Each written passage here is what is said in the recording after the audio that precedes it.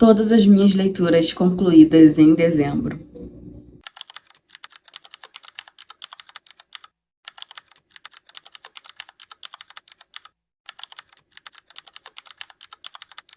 Bem, pessoal, vamos para alguns comentários bem pontuais sobre as leituras que eu fiz em dezembro. Foi um mês que eu realmente exagerei, tá? Inclusive, Dona Jamile é culpada de boa parte disso aqui, porque ela fica que nem um diabinho no meu ouvido, falando assim, pega tal livro, pega. E quando eu vejo, eu peguei. A gente fez um sprint, acho que no dia 23, lá na outra rede, e ela me convenceu a começar um livro. Eu ia ler um livro que eu já estava lendo, que era Imaginação Educada. E ela me convenceu a pegar a Brancura do Fosse, como preparação para heptologia, né? Então, bem, eu peguei, terminei, e é isso. Então, vamos conversar sobre os livros que eu terminei agora esse mês, bastante coisa. Não se assustem, tá? Eu consigo ler diariamente, final de semana também eu consigo dedicar bastante tempo à leitura, a estudos. Então, a minha realidade não necessariamente precisa ser a sua realidade, e aqui não é uma competição, em sim um incentivo pra gente fazer mais leitores. Então, vamos trazer coisas boas pra cá. Vou começar, né, com os livros que eu separei no Kindle, que eu fiz a leitura agora esse mês. E foram alguns bem interessantes. Alguns livros que eu pego aqui no Kindle, normalmente eu pego no Kindle, depois eu compro físico e às vezes eu não compro. Então, esse daqui realmente eu li completamente no Kindle, não comprei. Então, o primeiro é Morra Amor, vou deixar a imagem aqui. Esse livro ele é muito interessante, a gente vai observar um fluxo de consciência simples, direto, que não se propõe a ser muito complexo, é literalmente só a cabeça da narradora, mas existe um tom intimista que mexe com a gente. Por quê? Não tem politicamente correto, é verborrágico e tem criança envolvida. Então ela fala do próprio corpo, do corpo do filho, do corpo do marido. Ela fala sobre as pressões da maternidade, as dores, as violências, a raiva também. Isso pode mexer com algumas mães. Ela fala também da sensação de abandono que ela vive ao se tornar mãe, porque ela achava que poderia dividir 50% de tudo com o marido. E ela percebe que a maternidade é apenas ela. Por mais que ela tenha rede de apoio, sempre vai ser apenas ela. E existe também um grande estranhamento nessa maternidade, porque ela sabia que ia ser mãe, mas ela não estava preparada para ser mãe. Então ela sente às vezes que o filho dela é algo estranho, que ela não consegue lidar. E que existe esse pequeno ser totalmente dependente a ela, que cobra atenção, necessidades básicas, e tem um pouco de exaustão materna também. Então é um livro que tem uma narrativa um pouco enlouquecedora, mas ao mesmo tempo faz a gente ficar curioso. E ela fala bastante sobre sexo, sobre fluidos corporais. Não tem filtro, né? Não tem filtro. Você não busque algo bonitinho, fofinho, porque não tem. Mas ao mesmo tempo consegue ser muito interessante, ter uma mensagem final otimista e apresentar algo que com certeza passa pela nossa cabeça. Porque como é um fluxo de consciência, tecnicamente não tem filtro. Então são os pensamentos mais abstratos e absurdos e mais interessantes que vocês possam imaginar. E os capítulos são muito curtinhos, então você fica ali querendo ler mais e não consegue parar enquanto você não terminar. Então eu li super rápido esse livro e achei muito interessante. Aí, outro livro que eu peguei no Kindle também foi As Brasas. Esse eu li com a Thaís e a Jamile. E resumindo numa única frase, a gente coloca aí como Dom Casmurro da Hungria. Por quê? Esse livro ele vai ter duas questões muito interessantes, que é a crescente da expectativa, que lembra a Fera da Selva, do R. James, que é fantástico, eu recomendo demais essa leitura pra vocês. E tem a questão do plot, né, da descoberta da traição, que é muito parecido com Dom Casmurro. Por quê? Aqui a gente vai ter dois amigos, que eles se conhecem no colégio militar. Um rico, nobre, e outro também é nobre, se eu não me engano, mas ele é de uma família que empobreceu, então ele não tem dinheiro. E os dois são muito diferentes. O que é pobre, ele é sensível, ele é pras artes. Se ele não tivesse o dever de seguir na escola militar para poder ter uma carreira militar e ter dinheiro pra família, ele provavelmente seria um artista. Ele toca piano muito bem, falam até que ele é parente ali de Beethoven, alguma coisa assim. Enquanto que o rico, ele é o narrador da história.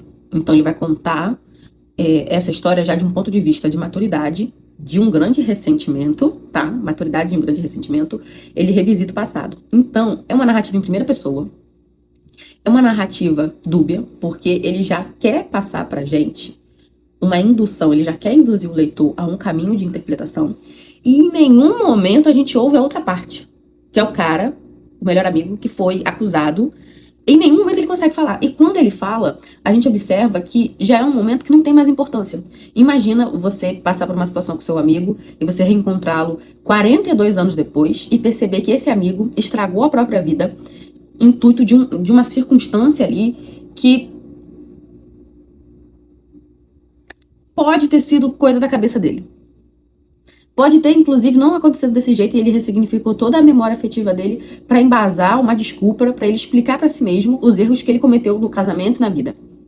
Então, a gente tá falando de 2 homens idosos.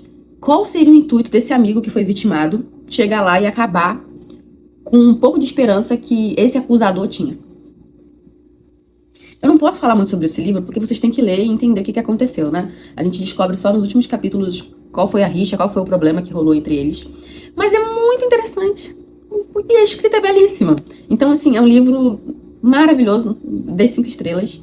E a discussão aqui é realmente sobre a importância que nós damos às coisas, tá? Algumas pessoas, elas vão viver para validar de forma abstrata toda a sua existência por causa de um único ponto de virada, um único ponto de partida. Mas nós não somos pessoas lineares. Nós não podemos mensurar toda a nossa existência a uma coisa, a uma pessoa, a um momento, a um evento. Nós somos feitos de pequenas coisas, uma coletânea de coisas, né? Eu acho que o som vai ficar um pouquinho ruim porque chegou visita aí tocar a campainha e os cachorros estão latindo. Me perdoem por isso. Mas é um livro que mexe com a gente. Vocês têm que ler. É muito interessante, tá? Aí eu peguei outro livro no Kindle, também curtinho, da Samantha Schmedley, que vai ser lido lá no clube ano que vem, que é Distância de Resgate. Esse livro ele vai falar sobre maternidade. Nós temos 2 mães, 2 filhos. Então, essa maternidade, ela vem de uma angústia, de um medo. O medo do ferimento do filho, da perda do filho, do distanciamento do filho. Eu não sei se vocês já assistiram um curta-metragem que eu tenho aqui, chamado O Cordão. Recomendo demais pra vocês. Que vai falar sobre esse elo da maternidade, né? Do cordão umbilical que nunca é cortado. Dessa mãe que quer um companheiro no filho. Então, a distância de resgate, esse termo, ele existe. Ele vem disso. Ele vem dessa ideia de que as mães precisam estar constantemente com seus filhos à vista para protegê-los, para cuidar deles, mas ao mesmo tempo também por uma sensação de segurança própria. Essa mãe, ela precisa ter o filho próximo a si para alimentar essa sensação de segurança próxima. Então, esse livro, ele é muito curto, ele vai falar sobre questões relacionadas à saúde mental, a envenenamento, aí você pode tirar agrotóxicos, você pode tirar indústrias, mas é um envenenamento que acontece na água e no solo, afeta os animais, afeta as crianças e começa a afetar os adultos. E ele tem um tom meio, não novelístico, mas investigativo. A gente tem uma das mães, ela já tá no hospital, aparentemente. Ela tá sendo entrevistada por um David. A gente não sabe se é necessariamente o David do início da história. E ela começa a recontar o que ela descobriu e o que ela viveu, até chegar ali no hospital. Só que a gente não tem muita resposta, porque a Samantha, ela acredita no leitor. Então ela deixa muita coisa pra interpretação da gente. Então ela vai sendo instigada o tempo todo pelo David a revisitar essa história, contar os detalhes, e ele quer chegar num ponto decisivo. E no meio de tudo isso ainda tem um tom gótico, né? Porque ela começa a apresentar umas coisas estranhas, tipo um ritual, umas questões meio fantasmagóricas de o David não é o David, existe outra coisa no corpo do David, que não é um envenenamento, não é uma doença, mas sim algo relacionado à espiritualidade. E eu fiquei assim, dá um medinho. Eu vou ser sincera com vocês, dá um medinho, tá? Eu fiquei assim meio aflita, até porque envolve crianças. E a criança, a outra criança, a Nina, que chega com a mãe, também começa a ter uns comportamentos estranhos de madrugada. E eu fiquei assim, gente, vão embora daí.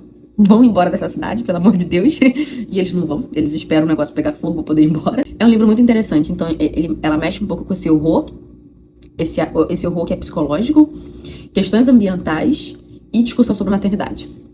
Muito bom. E terminei em 45 do segundo tempo essa semana, Brancura, do John Fosse.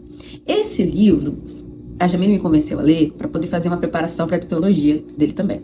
Então vamos lá, o que eu achei de Brancura? Primeiro, é uma novelinha, super curto, dependendo da edição, 45 páginas às vezes, 65 páginas. É um livro que é muito direto e ele vai trabalhar, eu acredito, 2 grandes camadas, que é a literalidade e o silêncio.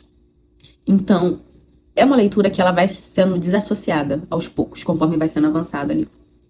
Ele é muito interessante porque ele consegue, através da repetição, mostrar como está surgindo desassociação do personagem.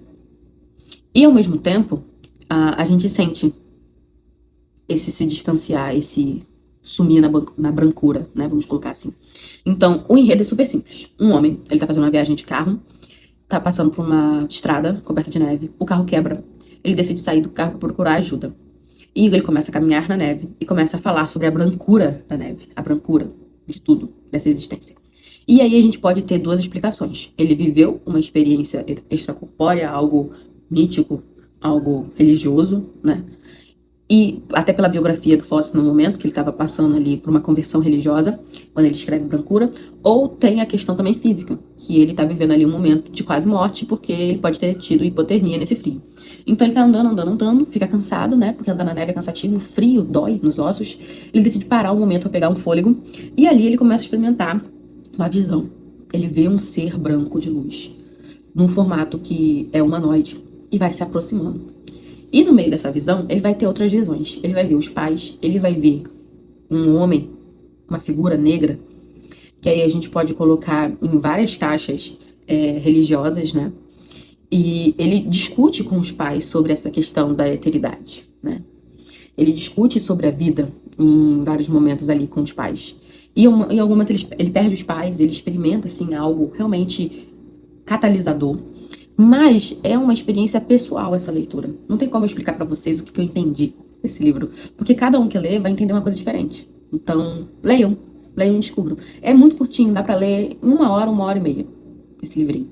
E tem essa camada aí que você pode ver tanto como religiosa quanto fisiológica, né? Tipo, a pessoa tá ali pra morrer. E pode ser uma morte simbólica também. Muito interessante, gente. Eu curti. Foi meu primeiro Fosse. Eu curti. Deixa eu falar com vocês aqui sobre um dos melhores livros do ano. As Brumas de Avalon. Bem, primeiro eu queria deixar um disclaimer aqui. Odeio a autora. Perdão pela palavra, eu vou descer o nível. Ela é uma escrota, mas ela escreve muito bem. Infelizmente, a Mary escreve muito bem. Então, aqui, pra quem não sabe, As Brumas de Avalon vão apresentar uma versão das histórias arturianas, principalmente do livro A Morte de Arthur, só que pela visão feminina. Então, ela consegue recontar a morte de Arthur de uma forma mais dramática, mais detalhada e pelas mulheres. Então, aqui, esse livro tem a principal, a Morgana Le Fay, a Morgana das Fadas. A Morgana, aqui, ela é irmã do Arthur, meia-irmã do Arthur. Ela é filha da Igraine, do primeiro casamento, e ela acaba se tornando filha de criação da Vivienne, que é a Senhora do Lago, e ela tecnicamente vai ganhar esse legado. Ela vai ser sacerdotisa de Avalon. E quem é Avalon? Avalon é uma ilha que lá as mulheres e os homens, eles podem ser druidas, né? Eles aprendem os caminhos da deusa. A deusa, ela é só descrita como a deusa. Então, ela tem normalmente 3 faces. A jovem, a mãe e a anciã, né? E aí a jovem, ela representa a fertilidade, a caçada, a conquista, o desejo sexual. A mãe é a ferocidade, a bondade, o perdão, a dualidade que apenas a maternidade pode oferecer para a mulher. E aqui eu não tô falando de uma maternidade biológica, né? Parir seus filhos. Mas muitos vão discutir sobre a mulher, ela ser mãe em todas as hipóteses. Porque nós somos mais aptas para o cuidado, né? Aí a gente pode entrar em discussões aí mais culturais ou biológicas. É um assunto muito extenso, alguns vão concordar, outros vão discordar. Mas é muito interessante. E a gente tem a idosa, que é a sabedoria, a experiência, o viver, os conselhos. É muito legal, tá? E a deusa, ela tá ali sendo deposta pelo cristianismo. Os cultos antigos, os cultos pagãos estão sendo depostos pelo cristianismo, que está em ascensão. Então nós conhecemos o Arthur, que ele é produzido para ser esse herdeiro. Ele é totalmente manipulado, a história toda. E essa edição aqui, ela tem 4 livros. Aqui no Brasil, se eu não me engano, a gente tem ao todo 10 livros, que se resumem, eu acho, que em 7 volumes ou em 6 volumes. Mas aqui tem 4 livros. Então, nós vamos conhecer mais ou menos tudo que foi narrado em A Morte de Arthur.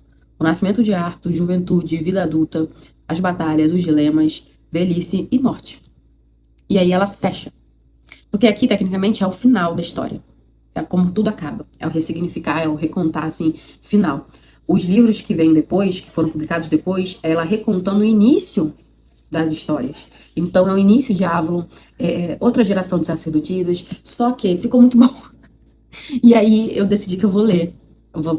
Me proponho a ler pelo menos 2 livros da saga esse ano, 2026, ou pelo menos um. Mas isso aqui ficou muito legal.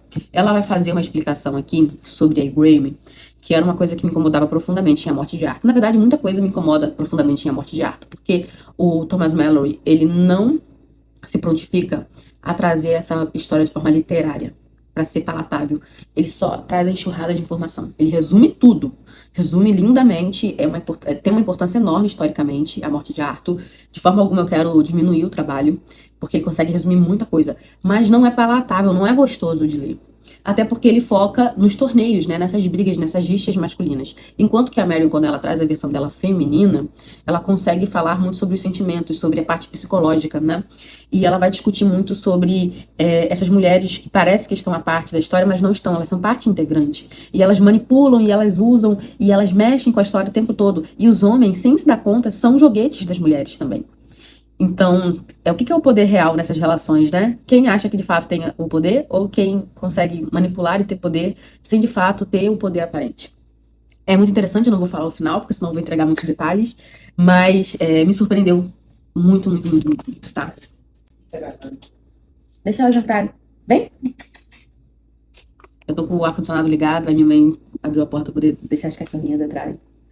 Enfim.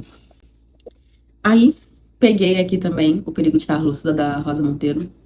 Bem, não gostei.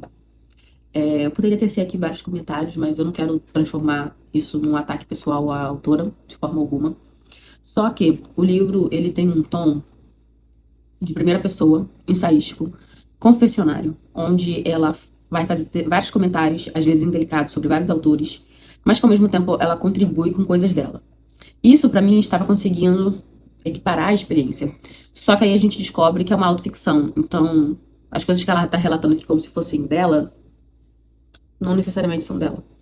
Não necessariamente aconteceram, podem ter sido histórias que ela ouviu de outra pessoa, ou ela mesma criou.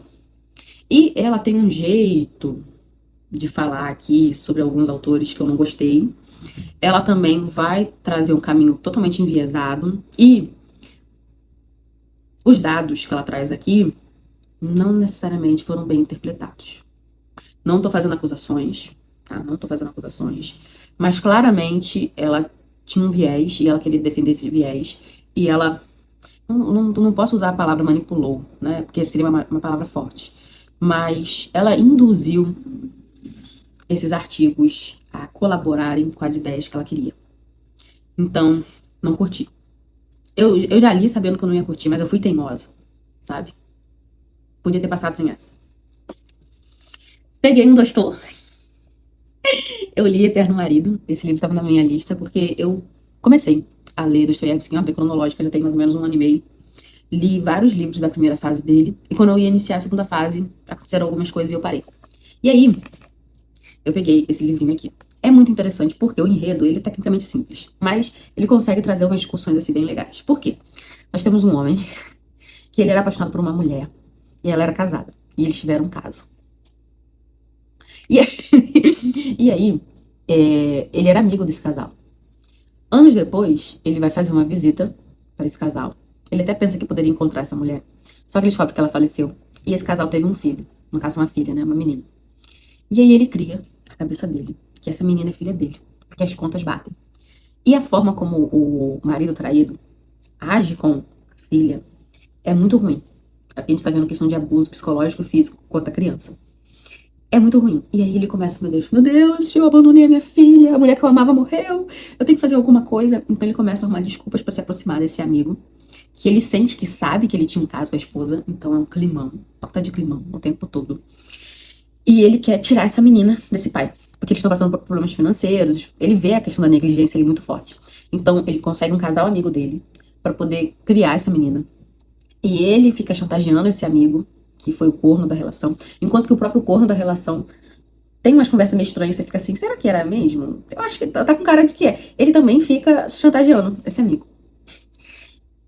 E no meio de tudo isso tá a pobre da garota. Aí a gente tem conversas, diálogos sobre essa ideia da honra, né? Da honra, do amor, das relações, da paternidade. da violência psicológica muito interessante. O Dostoiévski, ele vai trazendo diálogos e diálogos e diálogos, assim, muito repetitivos, tá? Porque é uma marca registrada dele, ele é repetitivo, mas muito legal, muito interessante. E eu curti demais, foi uma experiência, assim, maravilhosa. É um livro curto, tecnicamente simples. Essa menina, depois ela vai crescer, a gente vai ter outros dilemas acontecendo também, porque a vida vai passando, né? Mas a discussão aqui sobre homens e mulheres, sobre relações, sobre paternidade, maternidade, sobre abuso, mexe com a gente. Nota 1000. E peguei, terminei aqui também O Filho de Mil Homens, é o meu segundo livro do Walter Ugumãe. Eu curti. Mas assim, eu esperava mais, mas ao mesmo tempo, depois que eu terminei, fiz todas as discussões lá no clube, o livro ele começou a brilhar mais pra mim. Aqui a gente vai ter uma escrita muito simples, uma narrativa muito simples, muito simples, muito simples mesmo, tá, gente? Simples, simples no simples. Mas que ele consegue trazer uma delicadeza, uma profundidade, um jogo de significados muito bonito. Então, nós temos um filho que quer um pai que quer um filho, uma mulher que quer amor, um homem que quer aceitação, uma mãe que quer uma segunda chance, uma mulher que queria um companheiro. E ele, nesse texto, nessas relações, ele consegue discutir muita coisa séria, tá? Homofobia, machismo, capacitismo. Ele consegue falar sobre o julgamento alheio, sobre as dores da maternidade, sobre como é difícil uma mãe saber que seu filho vai sofrer e que por causa desse sofrimento externo, ela pode rejeitar esse filho, tá? E eu não vou defender a mãe aqui não, vocês podem observar, mas as relações são complexas, né? A vida é muito complexa. E às vezes a gente toma escolhas, ou toma caminhos que nos levam a escolhas erradas, e depois a gente pode se arrepender, a gente pode mudar. E se existe perdão real, as pessoas podem se reencontrar lá na frente, né? Depois de viverem as coisas. Então, é um livro que vai falar sobre a família. E não é uma família de sangue, é uma família de escolhas. Você escolher estar com aquelas pessoas. E é muito bonito. Muito, muito, muito bonito, tá? Fala também muito sobre o cuidado, né? Que as relações afetivas, elas nascem e crescem e prosperam e se realizam, se materializam através do cuidado. E do cuidado mútuo, né? Homens e mulheres, filhos, pais, eles precisam trabalhar a relação de cuidado. É muito lindo, gente. É muito lindo. É um livro muito tocante. E o filme tá perfeito. Perfeito, perfeito, perfeito. A caracterização do Santoro tá assim, ó, impecável. Tem gente que nem reconhece ele. De tão incrível que ficou a caracterização. Enfim. Vamos que eu ainda tô na metade. Peguei Mil e Uma Noites. Aqui, gente, eu já comentei com vocês aqui várias vezes, né? Lá na outra rede várias vezes. Esse livro, ele é muito importante. Está sendo muito legal fazer essa leitura. É na área de membros da Jamile, né? Então, é envolvente, tem coisas assim que você fica embasbacado. Tem personagens bíblicos que aparecem aqui, a gente vai ter o Simba, a gente vai ter o Aladim, Alibaba, muitos personagens que estão no nosso imaginário por causa da Disney aparecem aqui. Porém, são muitas histórias. Fica repetitivo, fica cansativo, fica difícil de você ficar aqui nesse lugar comum, porque é cansativo. É muito cansativo, tá? Então, assim, são 5 volumes, esse é o 4º. Ainda tem mais um volume. Eu não sei como é que eu vou lidar com mais um volume. Eu já tô num ponto que eu só penso assim, acaba. Acaba, pelo amor de Deus. Acaba! Não porque é ruim, mas é porque é muito repetitivo. Muito repetitivo. Só que, dessa fonte aqui, a gente descobre várias fontes, tá? Porque tudo que você lê vai citar Mil e Uma Noites. Dostoiévski mesmo, ele cita Mil e Uma Noites o tempo todo. A gente vai ver Conde de Monte Cristo citando Mil e Uma Noites. As histórias que estão aqui, elas são citadas e são materiais para as histórias de Decameron, do Boccaccio. Então, assim, o Ocidente bebeu do Oriente, tá? A gente veio dessa fonte aqui, a gente só trouxe com uma outra roupagem. Então, é um livro muito legal. Só que repete-se o tempo todo. É chato. É isso que eu tenho pra falar pra vocês. Mas Karine Leitora tá muito feliz em participar dessa experiência. E eu quero virar pra vocês ano que vem e falar: eu terminei Mil e Uma Noites. Eu li Mil e Uma Noites. Poxa, vai ser uma satisfação tremenda. Terminei também a minha leitura de Ilíada. Foi fantástico. Eu estou lendo com o pessoal da Vanessa Almeida, professora maravilhosa. Eu vou deixar aqui o link do Instagram dela. Eu já tinha lido pela edição do Frederico Lourenço, que é a edição da Companhia das Letras, e peguei agora essa edição da Nova Fronteira, que a tradução é do Carlos Alberto Nunes. Elas são consideradas as duas traduções fáceis, mas eu ainda indico para quem tá no primeiro contato, lê pela da Frederico Lourenço, tá? Leia pela do Frederico Lourenço, que vai valer mais a pena. Só que aqui foi muito interessante redescobrir cada canto, cada personagem, cada história, cada detalhe. Nós temos um Aquiles que ele sempre vai me chocar profundamente, né? É um Aquiles infantilizado, chorão, que vai pra barra da saia da mãe, mas que ao mesmo tempo tá destinado a ser um grande guerreiro. E a fúria de Aquiles, né? A primeira fase aqui, o primeiro canto, ele é interessante exatamente por isso. Porque a gente conhece a ira de Aquiles, né? Então, tudo começa aqui, eu vou ler pra vocês. Canta-me, ó cólera, ó deusa, funesta de Aquiles expelida, causa que foi dos arquivos sofrerem trabalhos sem conta, e de baixarem para o Hades as almas dos heróis numerosos e esclarecidos, ficando eles próprios aos cães atirados, e como pasto de aves. Cumprisse de Zeus o desígnio, desde o princípio em que dois, a discórdia, ficaram decididos que o Atreu filho dos guerreiros e Aquiles divino, qual dentre esses deuses eternos foi a causa de que eles brigassem. Então, tudo começa com a ira de Aquiles e termina com a ira de Aquiles. Porque aqui a gente não vai ver a guerra de Troia completa, a gente vê um pequeno trecho, né, da guerra. E a guerra já está acontecendo há muito tempo. Então, Agamenon vai ferir a honra de Aquiles por causa dos despojos de guerra. Eles vão brigar. E ali começa a crescente da raiva de Aquiles. Depois a gente vai ter a questão ali do Patroclo, a Patrocleia, que ele vai roubar a armadura de Aquiles, vai tretar lá com o Heitor, todo mundo já sabe, ele morre, e aquilo ali vai enfurecer ainda mais Aquiles. E Aquiles, ele vai ser tomado por uma raiva avassaladora. Ele vai ganhar uma armadura de Fésto, muito interessante, tá? Eu, inclusive, quero saber como é que o Nolan vai fazer essa adaptação do escudo de Aquiles, que é maravilhoso.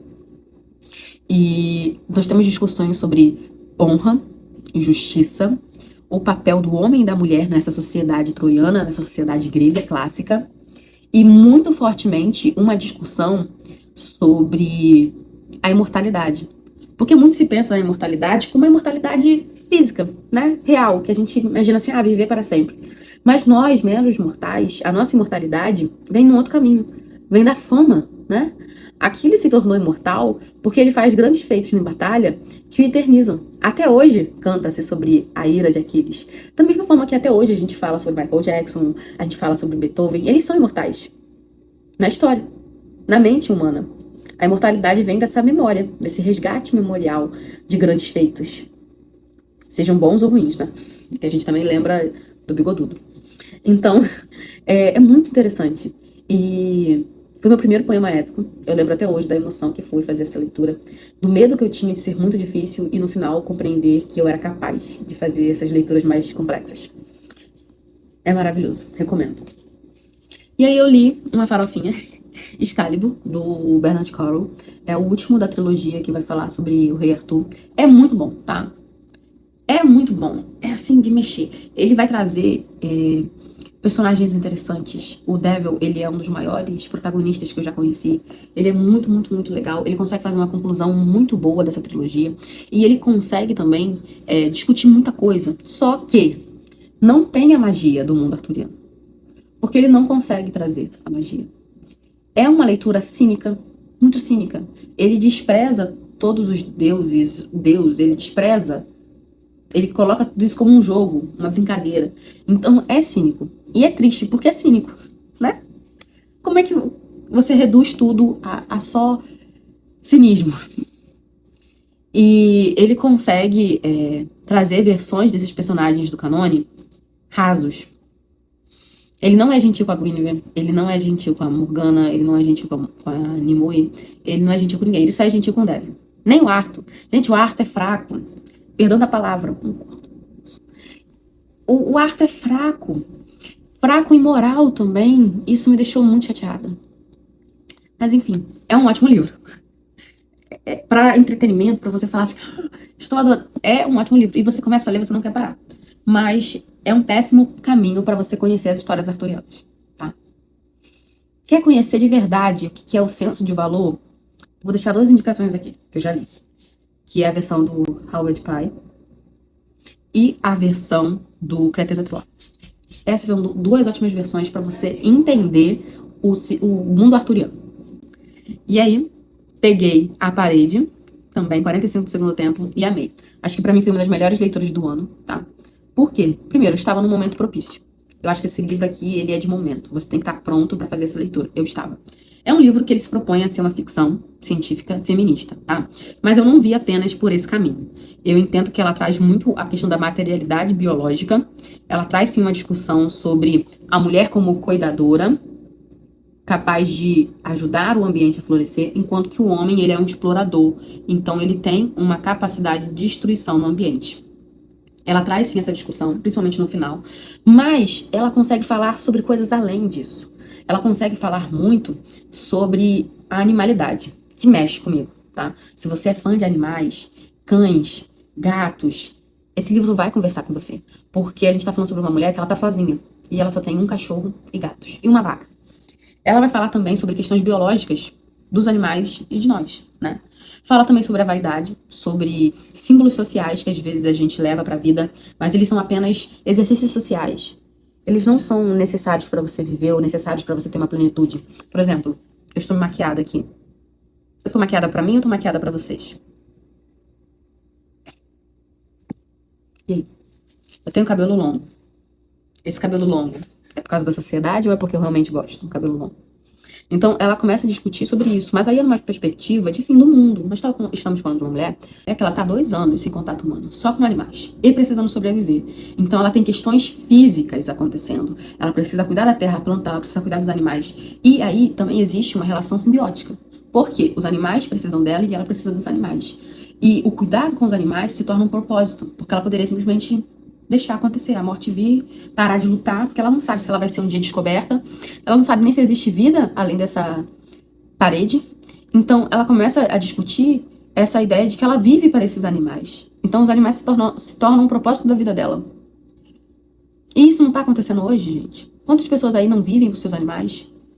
Eu perdi um cachorrinho ano passado e eu vivi um luto. Eu chorei horrores quando ele infartou. E a gente não tinha nada que pudesse ser feito. Então, assim, nós já estamos vivendo essa questão da animalidade presente no nosso dia a dia. Algumas pessoas são mais, outras pessoas são menos, né? Aqui em casa eu tenho 2 cachorrinhas e elas são parte da família. Se a gente vai viajar, elas têm que ir. Deixo de fazer as coisas pensando nelas. Eu tenho câmeras de monitoramento dentro da minha casa para vigiar as minhas cachorrinhas. Elas têm acesso ao ar-condicionado, comida de qualidade, brincadeiras, o tempo todo. Então, elas, na minha rotina mensal, nos meus gastos mensais, eu já penso na qualidade de vida desses animais que são dependentes de mim. Então, isso já tá acontecendo no mundo, não precisa ter a parede. Então, esse livro mexeu muito comigo. Foi muito legal. Foi muito, muito, muito, muito interessante. Então, eu recomendo, tá? Peguei o livro branco da Han Kang. Aqui é um livro de experimentação, tá? Eu já falei com ele na outra rede. É um capítulos assim, ó. Ele lembra um pouco do Desassossego do Fernando Pessoa. E é a autora, tá? É Han Kang. Não é outra pessoa sendo apresentada. Ela vai falar muito sobre traumas. Ela vai falar muito sobre a expectativa de vida. Ela vai falar sobre a dívida que ela sente que tem com a vida dela, porque a mãe dela perdeu uma filha e um filho. E anos depois ela conseguiu dar à luz a Han Kang e o irmão. Então ela entende que parte do legado que ela nasceu é um legado de dor maternal. E ela é muito conectada à mãe, então ela fala da mãe várias vezes, fala desse legado de perda. E que por mais que a mãe tenha se realizado na maternidade e tido 2 filhos, ela ainda vai lembrar até o último suspiro dos filhos que ela perdeu.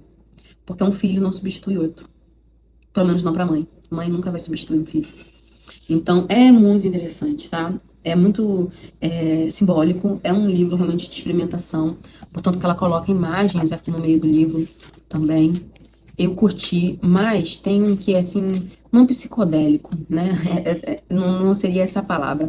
Mas é um livro que você tem a sensação constante que você tá num diário.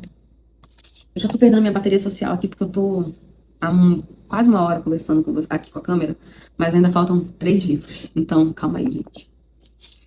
Peguei o Talentoso Ripley, a série. Esse aqui é o 2º volume, que é o Ripley Subterrâneo. Vai falar sobre um sociopata, escrito por uma mulher, já na década de 60. Lembrando que a gente vai ter essa discussão sobre sociopatia, psicopatia, mais ou menos nessa época. Então, ela consegue realmente fazer um retrato psicológico muito fiel do que é um sociopata.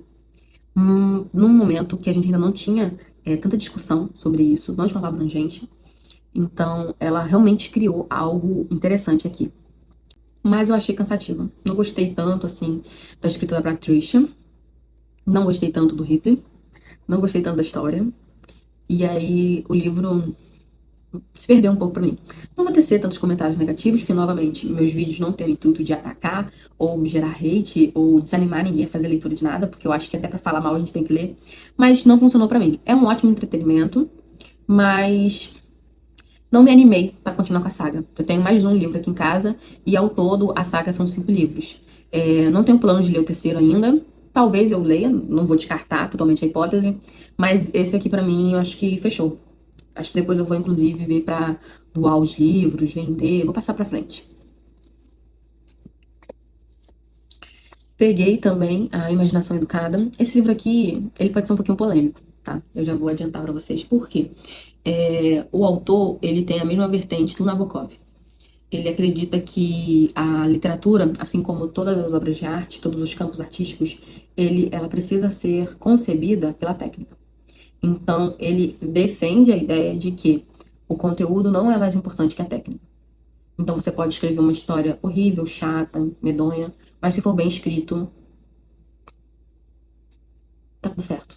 E aí a gente pode pegar de exemplo Madame Bovary, a gente pode pegar o próprio Lolita, do Vladimir Nabokov, e outros tantos livros que a história em si ela é um pouco chata, mas que a técnica literária, ela transcende esse processo de apenas uma história, né? E aqui, ele vai trazer realmente pontos muito interessantes para nós leitores e para os escritores também. Ele fala de forma muito direta e realmente é num tom de ensinar alguma coisa, tá? Então, eu peguei alguns conselhos, outros não. Fiz ali um apanhado do que eu achei interessante, do que eu acho que não faz sentido mais. Mas ele vem dessa escola literária que preza a forma. Então, ele vai tecer ali algumas alfinetadas, algumas críticas que podem pegar, assim, um pouco até na literatura moderna, né? Que hoje forma e conteúdo são mais importantes e, às vezes, o conteúdo é mais importante que a forma, dependendo da aplicabilidade desse livro. É polêmico, eu achei polêmico, mas eu curti. E é curtinho, tá? É bem curtinho. Ele consegue trazer ali de coisas bem interessantes. Ele fala sobre vários concílios da literatura, né? E ele traz os capítulos bem organizados. Então, dá pra você ler assim rapidamente. E ele fala também muito sobre a importância do autor ser um grande leitor, conhecer os grandes clássicos e ter o hábito de escrita constante, né? Então ele sempre indica a gente fazer um diário para poder escrever todos os dias, que isso ajuda. E finalizando, vamos falar sobre o último livro que foi concluído em dezembro, que é A Letra Escarlate. Esse livro aqui, eu amei passar raiva com ele. Acho que é essa que eu consigo resumir. Eu amei passar raiva com A Letra Escarlate. Aqui a gente tem um livro panfletário, muito panfletário, tá? O autor claramente ele tinha um propósito e ao mesmo tempo ele consegue discutir questões atemporais pra gente, né? Ele vai falar muito sobre o que é ser cristão, vai falar também sobre o puritanismo. Então ele entra na ideia ali da caça às bruxas e ele também consegue discutir essa idealização feminina, né? Na religião em geral, principalmente as religiões cristãs, a gente vai ter uma grande discussão sobre a mulher, né? A mulher em dois polos, a santificada, Maria, e a demoníaca, Eva. Então, nós temos o tempo todo a mulher ela sendo colocada nessas duas caixas, a pervertida, a sagrada. Então, ele consegue discutir com a Hester, que é o nome da personagem, isso muito claramente. Nós vamos ter um enredo tecnicamente básico, mas polêmico. Então, a gente está vivendo um contexto ali de puritanismo. Esses puritanos, eles estão indo para uma colônia nos Estados Unidos. E vai um grupo ali familiar. Dentro desse grupo tem a Hester. Todo mundo sabe que ela é casada. Ela tá indo na frente, o marido dela é estudioso, ele vai vir depois. Eles chegam nessa colônia, todo mundo se ajuda, já tinha casa e tudo mais. O marido dela não volta em 2 anos. E misteriosamente ela parece grávida. A barriga começa a crescer, não tem como esconder. E ela se recusa a dizer quem é o pai desta criança. Só que aqui, nesse contexto, a gente está falando sobre esse resgate da pureza feminina. Então nós temos uma mulher muito boa, muito virtuosa, que realmente perdoa, que se humilha, que aceita a punição pelos seus pecados, que vai viver esse martírio para ter esse resgate social, para expurgar esse pecado. Então a Hester, ela não diz quem é o pai. Em um determinado momento ali, o marido dela vai aparecer em umas circunstâncias assim, meio... O que tá acontecendo? E eu fiquei com muita raiva, porque ela não conta quem é o pai do filho dela, da filha dela. E a gente tem a Pérola, a Pearl, né? Que é um nome também muito simbólico.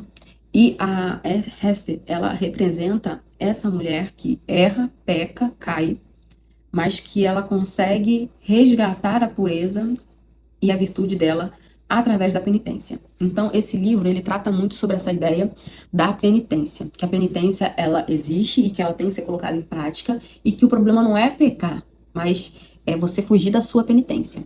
E aí, tem um arco de redenção para mim do personagem masculino por causa disso, porque no final ele faz o que eu tava esperando que ele fizesse desde o início, que é ele por conta própria, admitir o que ele fez. A Hester, ela me dá raiva em vários momentos, exatamente porque ela não fala as coisas, ela sofre sozinha. E ela sofre muito, muito, muito, muito, muito, muito sozinha, tá? Muito. E a Pearl, essa menina, ela também me deu raiva. Ela é chatíssima.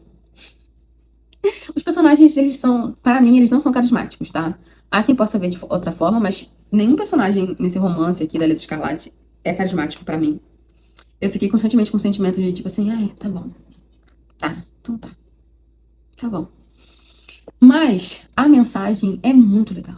Eu vou deixar para vocês aqui umas imagens muito legais que são representação dessa maternidade dolorida, né? Dessa maternidade que dói, dessa maternidade que vem do sofrimento, que é a representação da Hester. As alusões também às bruxas de Salem, a inquisição do puritanismo é muito legal. Ele, inclusive, o narrador, ele vai citar ali uma personagem que ela vai aparecer nas bruxas de Salem. Aí eu fiquei animada para pegar essa peça das bruxas de Salem. Vou ver se eu pego agora em 2026. E o autor, ele escreve bem. Só que é um livro claramente panfletário, gente. Ele tinha uma mensagem para passar, que é esse resgate através da penitência. Então, ele tá falando com homens e mulheres. Resgatem a sua pureza, expurguem seus pecados através da penitência. E essa penitência, ela tem que ser pública. Você tem que admitir publicamente, você tem que pedir perdão aos lesados e você tem que sofrer as consequências. Então, você meio que vai viver um latrocínio ali social por causa disso. Mas que no final, isso pode ser perdoado, pode ser redirecionado e você pode novamente ser inserido nessa sociedade. Existe um pouco de hipocrisia? Muita coisa, tá? Muita coisa. Existe um julgamento muito maior sobre a mulher? Muita coisa também. A gente vê que existe uma grande manipulação em um discurso chato dos líderes religiosos? Muita coisa também. Mas é um livro historicamente interessante, religiosamente também interessante, e a gente tem uma mulher que ela é a representação da virtude. Da virtude que ela pode ter sido manchada, mas ela ainda continua imaculada, tá? Então a Hester é um ótimo exemplo desse anjo do lar, tá? Que a Virginia já trabalha na literatura dela. E é tão anjo do lar que irrita.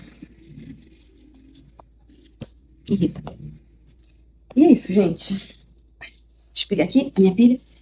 Isso resume aqui todas as leituras de dezembro. Obviamente eu não fui rápida, vocês podem ver pela minutagem.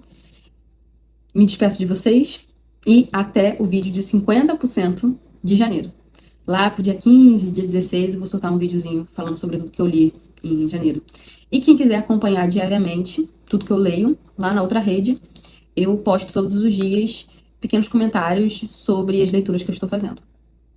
Me despeço e até o próximo vídeo.